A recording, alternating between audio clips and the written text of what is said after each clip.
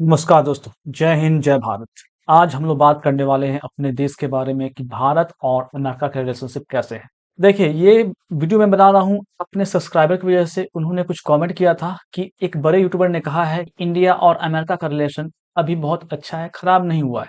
उसी के बारे में मैं कुछ बोलना चाहूँगा कि हमारे भारत और अमेरिका के रिलेशन कितने अच्छे हैं और कितने खराब हैं। वैसे तो खराब ही हैं। चलिए देखते हैं इस वीडियो में।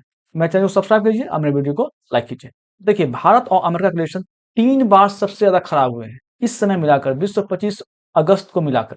सबसे पहले क्या हुआ? देखिए, जवाहरलाल नेहरू 1950 के दशक में गुटनिरपेक्ष आंदोलन यानी यानी कि नॉन अलाइन्ड मूवमेंट नींव रखने की महत्वपूर्ण भूमिका निभाई थी। 1954 में उन्होंने एक सिद्धांत को प्रतिपादित किया जो बाद में गुटनिरपेक्ष आंदोलन का आधार बना। 1961 में बेलग्रेड में औपचारिक रूप से गुटनिरपेक्ष आंदोलन की स्थापना हुई जिसमें नेहरू जी मतलब भारत के प्रथम प्राइम मिनिस्टर, यूगोस्लाविया के राष्ट्रपति जोसेफ ब्रोज टिटो, घाना के राष्ट्रपति क्यामे निक्रुमाह और इंडोनेशिया के राष्ट्रपति सुकर्नो शामिल थे।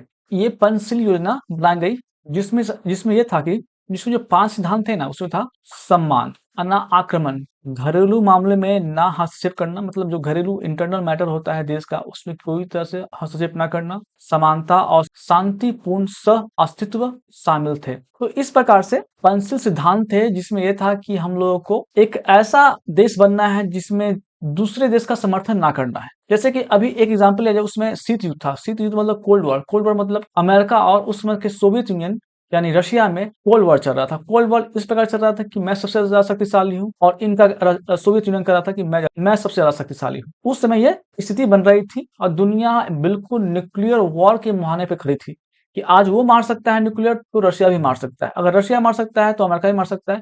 तो इस तरह के सिचुएशन थे उस समय। और वो दोनों देश आपस में नहीं लड़ रहे थे, दूसरे दूसरे देश लड़ रहे थे, जैसे वियतनाम हो गया, ईरान, सीरिया, इस टाइप के जो देश थे ना उस समय वहां पे हमला हो रहे थे।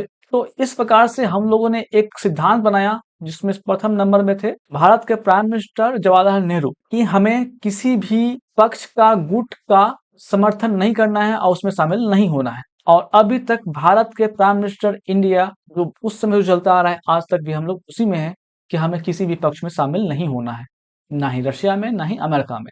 लेकिन हम लोग 1971 के बाद रशिया में थोड़े रूप से झुकाव ज्यादा महसूस करते हैं। वो कैसे, वो हम आगे इसके बारे में बात करते हैं।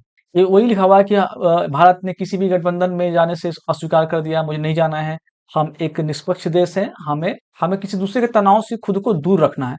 और इसी प्रकार से कुछ यहाँ पे है जो आप पढ़ सकते हैं। जवाहरलाल नेहरू के अनुसार गुटनिरपेक्ष क्या था? देखिए, इनका कहने का था ना कि किसी भी सैनिक गुटों में अपने आप को ना देखना, दूसरे देश के तनाव में ना रहना और उसमें शामिल बिल्कुल ना होना। जहां तक हो सके तथ्यों को सैन्य दृष्टि से ना देखा जाए, मतलब कोई भी अगर प्रॉब्लम चल रहा है, जैसे अभी रशिया और अमेरिका में प्रॉब्लम चल रहा है, उसमें सैन्य रूप में ना देखा जाए कि सैनिक का मतलब मिलिट्री का यहाँ पे इन्वॉल्वमेंट किया जाए। तो ऐसा नहीं देखना था। भारत की गुटनिरपेक्षता की नीति कब अपनाई गई? तो ये 1947 में, बहुत लोग बोलते हैं 1947 के बाद ही था, कुछ लोग बोलते हैं 1950 के बाद हुआ, जब शीत युद्ध बहुत भयंकर रूप लेने लगा। अब सेकंड, वो तो फर्स्ट था। हम लोग के भारत और अमेरिका के रिलेशन 3 बड़े वजहों से खराब हुए हैं, जो अभी चल रहा है, ये तीसरा है। पहला था गुटनिरपेक्ष आंदोलन। उस समय भी इंडिया में बहुत सारा प्रेशर था कि आप लोग जो गुट बना रहे हैं वो गुटनिरपेक्ष नहीं है, आप लोग खुद एक गुट बना रहे हैं। तो इस तरह से बहुत सारे आरोप लगाए गए थे इंडिया पे। ये 1950 की बात है। अब ये है 1971 में आते हैं, ये सेकंड। फर्स्ट में 1950 के दशक में था जो उसमें था। अब सेकंड में आते हैं 1971 समय क्या हुआ था। देखो 1971 में क्या हुआ था ना, पाकिस्तान बांग्लादेश पे बहुत ही ज्यादा जाति करा था। उस समय पाकिस्तान का ही था बांग्लादेश। ठीक है। वो कैसे, मैं इस मैप पे देख लीजिए, मैं मैप पे दिखा देता हूँ आपका बांग्लादेश कहाँ था। उस दोनों पाकिस्तान एक थे। उस समय जो स्थिति चल रही थी, बहुत सारे पाकिस्तानी सैनिक जो करीब हजारों में करीब थे, कितने को तो भारतीय सैनिक ने मार दिया था बांग्लादेश में जाकर, जो ईस्टर्न पाकिस्तान था। वहां पे करीब 93,000 सैनिकों, पाकिस्तानी सैनिकों को सरेंडर करा दिया गया। 93,000, जी हाँ। भारतीय सैनिक ने बांग्लादेश में घुसकर, जो आज का बांग्लादेश है उस समय पाकिस्तान था, वहां घुसकर 93,000 सैनिकों को बंदी बना गया और सरेंडर करने पे मजबूर कर दिया गया। तो पाकिस्तानी सैनिकों ने सरेंडर कर दिया। इसका मतलब ये नहीं था कि उनके पास हथियार नहीं थे, हथियार थे, लेकिन इतना डर बैठ गया था ना कि पाकिस्तानी सैनिकों ने सरेंडर कर दिया। और उस समय पता है पाकिस्तान का कौन साथ दे रहा था? अमेरिका, जी हाँ, अमेरिका उस समय पाकिस्तान का साथ दे रहा था। पाकिस्तान का अमेरिका भी साथ दे रहा था, चाइना भी साथ दे रहा था, जॉर्डन भी साथ दे रहा था, ईरान था, ये चा और यूके था। ये जो 5 देश है बढ़-चढ़ कर समर्थन कर रहे थे और भी बहुत सारे देश थे जो समर्थन कर रहे थे पाकिस्तान का। Why did America attack India in 1971? देखिए, उसमें हुआ क्या था? उसमें हुआ था ना कि पाकिस्तान गुहार लगाने लगा अमेरिका से कि देखिए इंडिया हम पे हमला कर रहा है, तो पाकिस्तान एक वेस्टर्न पावर था। वेस्टर्न पावर का मतलब है वेस्टर्न अलाई था, क्योंकि हम लोग ने तो गुट पे में चला गया, हम लोग भारत कोई पक्ष में नहीं था, लेकिन पाकिस्तान चला गया अमेरिका के पक्ष में।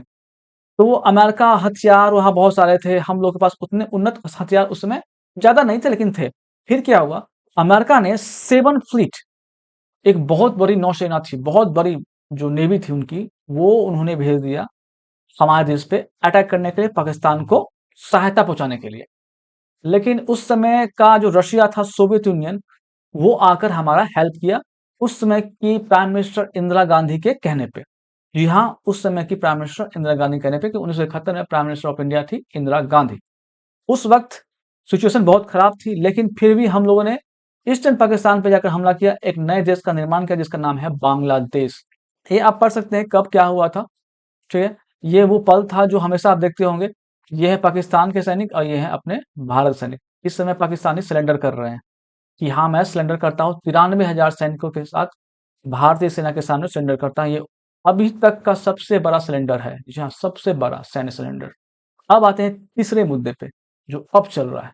यहाँ पे न्यूज छपा गया, ग्लोबल लोकेशन है ये है, रिसर्च करते हैं कि Donald Trump risk tanking 25 years of US Indian relationship. मतलब ये बोल रहा है ना कि डोनाल्ड ट्रंप बहुत बड़ा जोखिम ले रहे हैं। यहाँ बोला जा रहा है कि डोनाल्ड ट्रंप इंडिया और यूएसए के 25 सालों के रिलेशन को बहुत बड़ी खतरे में डाल रहे हैं, बहुत बड़े खतरे में डाल रहे हैं। ऐसा ही सिर्फ ब्रिटिश भी कह रहे हैं, अमेरिकन भी कह रहे हैं, इंडिया भी कह रहा है, लेकिन कुछ बड़े यूट्यूबर हैं वो ऐसा नहीं कह रहे हैं। वो बोलते हैं कि अभी भी सब सही है। ऐसा बिल्कुल सही नहीं है। यहाँ पे देखिए पूरा आर्टिकल छापा गया है। मैं कुछ समय पहले एक न्यूज चैनल देख रहा था, फ्रांस 24 करके शायद था, हाँ, फ्रांस 24, उसमें भी कहा जा रहा था इंडिया और अमेरिका के रिलेशन अभी तक के जो 25 सालों में जो पूर्व राष्ट्रपतियों ने इंडिया और अमेरिका के रिलेशन बढ़िया बनाए हुए थे, उसे खत्म किया जा सकता है डोनाल्ड ट्रंप के द्वारा।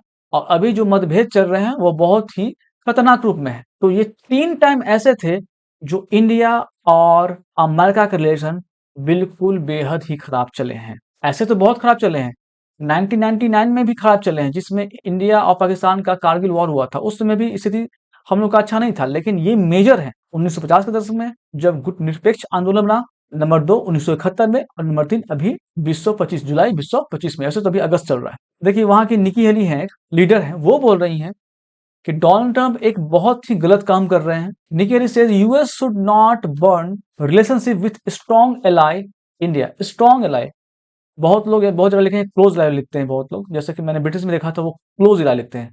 देखिए एक इलाई हो गया, एक इलाई हो गया, जैसे पाकिस्तान को भी लोग अलाई मानते हैं, लेकिन उसको कोई स्ट्रॉन्ग या क्लोज इलाई मानते हैं, क्योंकि पता है वो कभी भी चाइना की तरफ चल जाता है, कभी कभी अमेरिका की तरफ आता है। तो जो इंडिया है वो बिल्कुल खड़ा है अमेरिका के साथ, क्योंकि against China, because of against China. लेकिन जिस तरह से डोनाल्ड ट्रंप का बिहेवियर है, मुझे लगता नहीं है कि वो इस रिलेशनशिप को आगे बढ़ा पाएंगे। अभी दरार बहुत लोग पड़ चुका है, और डोनाल्ड ट्रंप ने भी अमेरिका के साथ साथ डोनाल्ड ट्रंप ने जो इज्जत कमाई थी इंडिया में, वो अपना धूमिल कर चुके हैं। ये उस समय का दृश्य है हौदी मोदी का, जब जब 2019 में, सितंबर 2019 में भारत के प्राइम मिनिस्टर अमेरिका गए थे, और उस समय एक रैली हुई थी हौदी मोदी। उस समय देखिए ये दोनों बिल्कुल एक फ्रेंडशिप, एक अच्छे मित्र के रूप में आगे बढ़ रहे थे। लेकिन अब क्या स्थिति है, अभी लोग ये फोटो देखते होंगे तो बहुत हंसते भी होंगे, गुस्सा भी करते होंगे।